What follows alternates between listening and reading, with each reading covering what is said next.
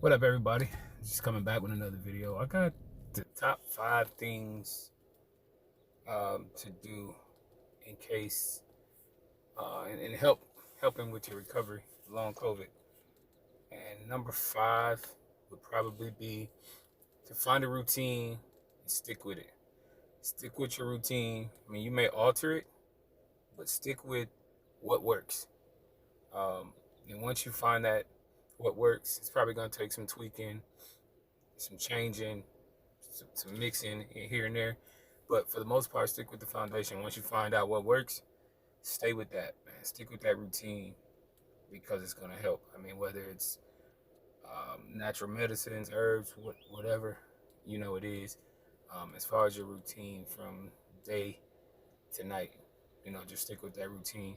It might take a little time, but after a few weeks, you kind of see what works for you. So that's my number 5. Stick with the routine. Find a routine. Stick with it. Alter it to your liking. But for the most part, come up with a routine because you don't want to be all over the place. You definitely don't want to be all over the place when it comes to that because your body is like what I call the new body. Your new body will adjust to that. And if it gets used to something, stick with it. Number 4 to me is mentally. Mentally, prepare for what's to come and accept the new role and the new life that you have. Um, you have to do that in order to do anything else. These are in no particular order. One is no more important than the other. I'm just saying top 5 to me off the top of my head. So number 4, like I said, prepare mentally because you have to be in a good space mentally in order to accept these things, to be driven, to be motivated every day. Because some days you just won't feel like yourself. Some days you just won't feel like doing anything, and that's okay. You're gonna have those days. Give your body a break. Take it easy. Um, do whatever it is you have to do. But overall, you want to stay prepared mentally. You definitely want to stay prepared mentally. Um, that's the most important thing to me to get you to the next step because it's hard to do anything else when you're not prepared mentally. So that's my number 4. Number 3, diet and exercise. Well, let's just say diet. Um, Make sure you're eating a decent diet, pretty good, because without a lot of movement, you will put on weight faster than you will ever expect. And this happened to me, so that's why I can speak on it. But you just want to be careful as far as what you're eating and how you're eating, because you don't want to put on unexpected weight because you're not moving a lot. Your body just doesn't you just don't have the energy to do a lot of movement, and you're not doing what you were doing prior to COVID, long COVID. So you're not going to be moving around that much, so which easily causes you to pick up weight, and then the lack of things to do. So a lot of times, or maybe depression, maybe just lack of entertainment. And what do you find yourself doing? Maybe eating. So be careful with that, and just eating recklessly. Watch what you eat. Watch your diet. That's super important because they kind of all coincide. Because if you gain too much weight, then you feel sluggish. Then you're not feeling up to exercising. You're not right mentally. So all these things kind of play a part, and they kind of go together. So that's my number 3. Number 2 is exercising. You will not do the exercises that you were once doing. If you were lifting, if you were lifting 150 to 200 pounds uh, on the bench, that's not gonna happen right now. But you have to understand that with your body resetting and your body's kind of in a reboot stage, that's okay because you need to do whatever it is that you can do. It's going to be equivalent to what you were doing before, because your body is so much weaker and you've lost so much muscle mass from not being able to do anything for so long.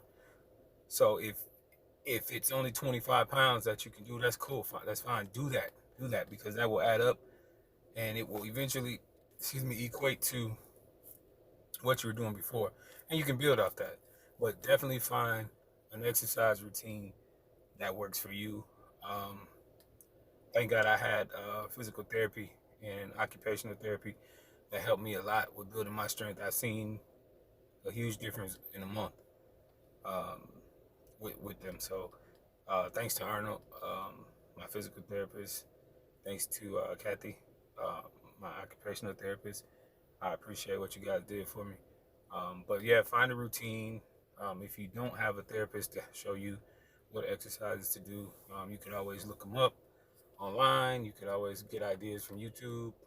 Um, it's plenty of places you can go, just starting out with dumbbells or, kettlebells, free weights, whatever, bands, whatever it is that you need to do. Um, and breathing exercises is another one that goes along with the exercising. I was told this like from the time I was in the hospital to the time that I got out, and the therapist told me the same thing. So it's definitely true. Breathing exercises, the way that you breathe will help you recover and help your lungs strengthen. And most um, people will tell you to, it's a saying, sniff the flowers, blow out the candles, basically meaning you breathe in through your nose and you blow out of your mouth. That technique it really does work, and it helps to build your oxygen levels up quicker. So definitely try that. That's part of exercises to me, but that can be done at any time. I personally use that all the time. I'm using it now because I have my oxygen on. So definitely try that. That goes along with the exercises. And the last thing, like I said, these are in no particular order. These are just the top 5 things that helped me and got me a lot healthier and a lot better in my recovery. It's still not 100%, but I can see the drastic changes. The last one is, it might sound a little weird, but it's drinking tea. And I know a lot of people may not like tea, may not be fans of tea, but you could try something different. There's other, natural drinks and herbal drinks that you can drink.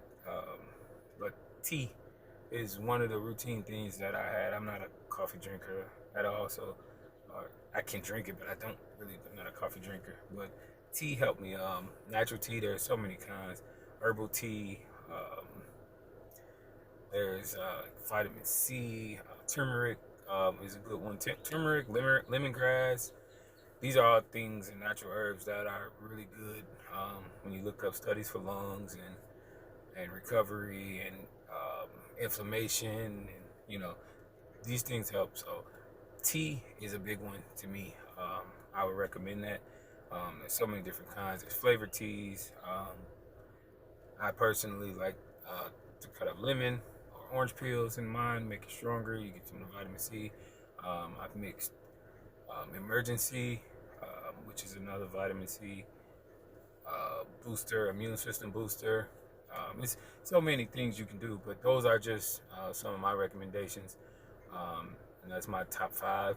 So if you need to go back to this video, rewind, look at it again. But those things, they honestly work. These all work. There's no gimmick, no BS. Anybody that is in this field will probably recommend the same things. And if you're going through this, I'm sure you probably heard at least 3 of the 5, I'm sure. So that's it. That's all I have for my top 5 things. I'll see you guys on the next video. Peace.